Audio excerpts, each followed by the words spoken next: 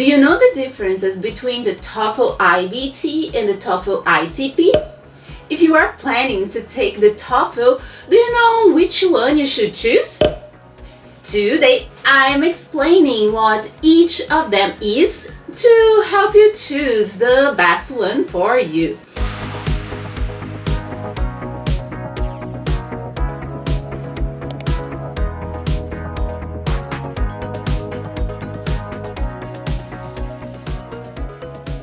Hello exam seekers, I'm Patty and today I'm talking about the Toefl IBT and the Toefl ITP.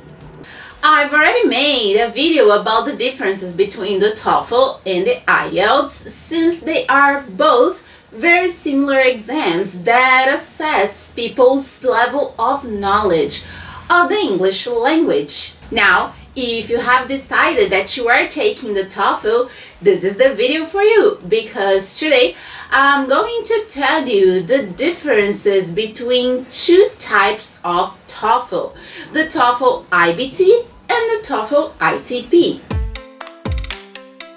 First, you need to remember that the TOEFL is a standardized test to measure the English language ability of non-native speakers.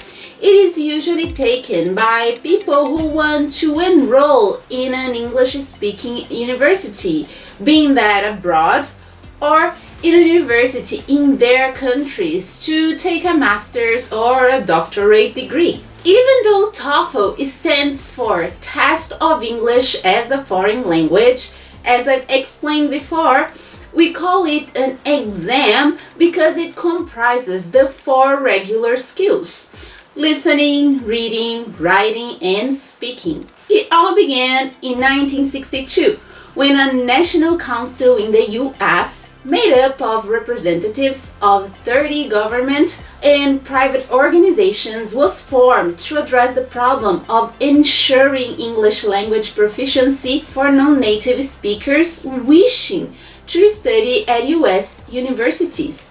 This council recommended developing and administering the TOEFL exam for the 1963 to 1964 time frame. A couple of decades after, ETS, Educational Testing Service, finally regulated the TOEFL, and to the present days, it is accepted in most parts of the world. It is actually, in my opinion, more famous than the IELTS, the Cambridge equivalent. What kinds of TOEFLs are there? A while ago, there used to have 2 types of exams. One called CBT, computer-based exam, and PBT, paper-based test.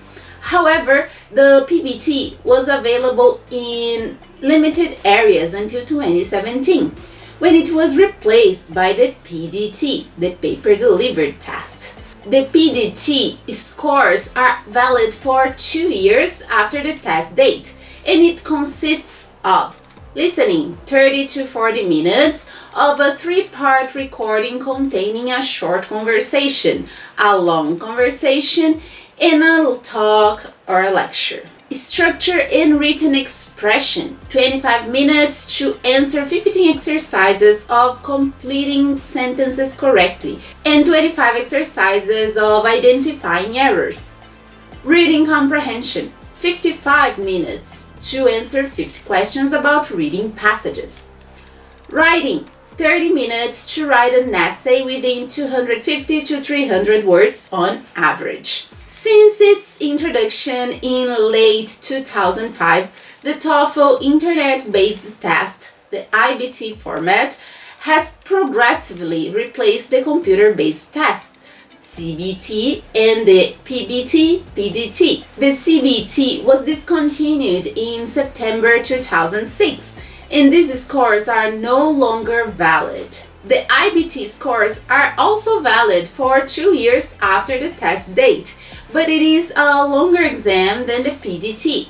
It consists of listening 60 to 90 minutes of a 6 to 9 part recording, each 3 to 5 minutes, containing 2 students' conversations and 4 academic lectures or discussions. Speaking, 20 minutes to complete 6 tasks.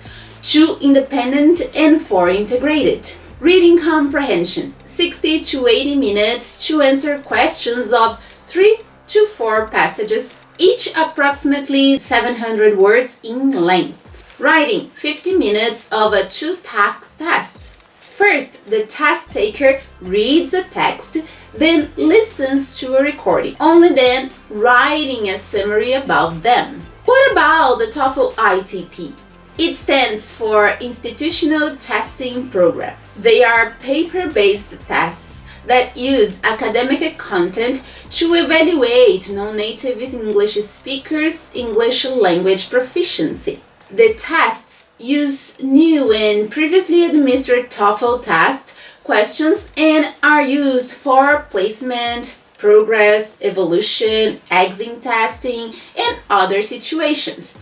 The test scores, format, and content of the test match the TOEFL IBT. The ITP tests are administered by the institution and for internal use.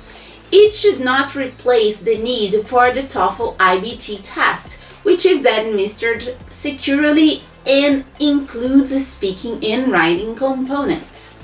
People usually take this exam to measure the level of English for personal reasons or for educational purposes.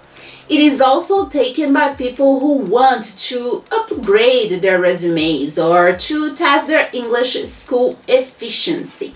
There are 2 levels of TOEFL ITP.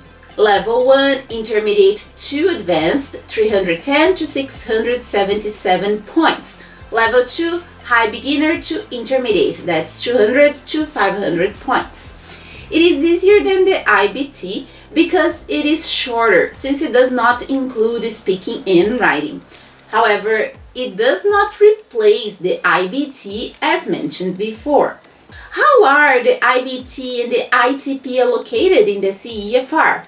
Well, take a look at the punctuation needed for each of the exams according to the CEFR, the Common European Framework of Reference. Here it is. You have the CEFR level A1, A2, B1, B2, C1, and C2, and you have the TOEFL ITP and IBT next to one another. So if you're up to 337 points or 333 to 459, you are between A1 and A2 for the TOEFL ITP level 1. As for the TOEFL IBT, you need to score between 9, 18 to 30 to 40. There is also the others, the TOEIC and the IELTS for you to compare. But take a look at the first column and the second column because they are talking about the TOEFL ITP and TOEFL IBT. At least with this table, you can compare and decide which level, which exam you think it's the best for you. Just remember that punctuation is different. While TOEFL ITP asks for 543 to 626 for a B2 level, the TOEFL IBT requires a 53 to 64. So the punctuation, as you see, is different. Alright? Well, what is the age requirement?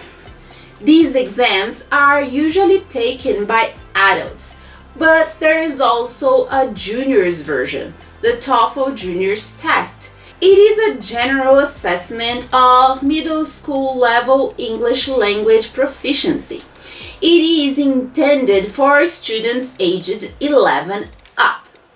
The tests are administered in 2 formats. The TOEFL Junior Standard on paper, which has 3 sections: reading comprehension, listening comprehension, and language form and meaning. The TOEFL Junior Comprehensive Test via computer, which has 4 skills: reading comprehension, listening comprehension, is speaking and writing. Now an important question: which one should I take? All certificates are mapped to the CEFR and provide a certificate of achievement. So you just need to figure out your goal and choose one of the mentioned before. I definitely cannot help you there, but you can go back in the video, check the score, and decide which one is best for you. But you really need to focus on the skill that you're looking for. Do you want to test your speaking skills? Do you want to test your reading skills? You decide which ones are the ones that you want to assess and go for it. So, good luck in your finding your ideal test. I hope I have, well, cleared some questions and made your choices easier. Either way, if you still have questions, make sure to comment in the comment section below. Don't forget to go to the description to get some more information about the TOEFL IBT and the TOEFL ITP. I left some links there. Alright? Well, I hope that this content was useful for you, and if you want more content like this, make sure you subscribe to this channel. Also, don't forget to like and share this video with the others so that more and more people can get this content and more people can decide if they are taking the TOEFL IBT, the TOEFL ITP, if they are taking the TOEFL, the IELTS, and all of the other exams. Alright? Well, that's it for today. Thanks for watching me and see you next time. Remember that knowledge is never enough. Bye bye.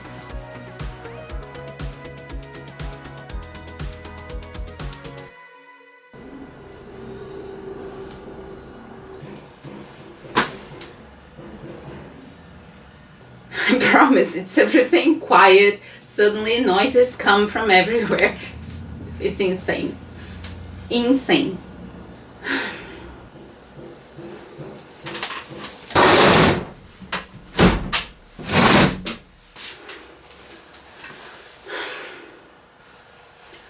Well, now that I closed the window, let's record it. Yay.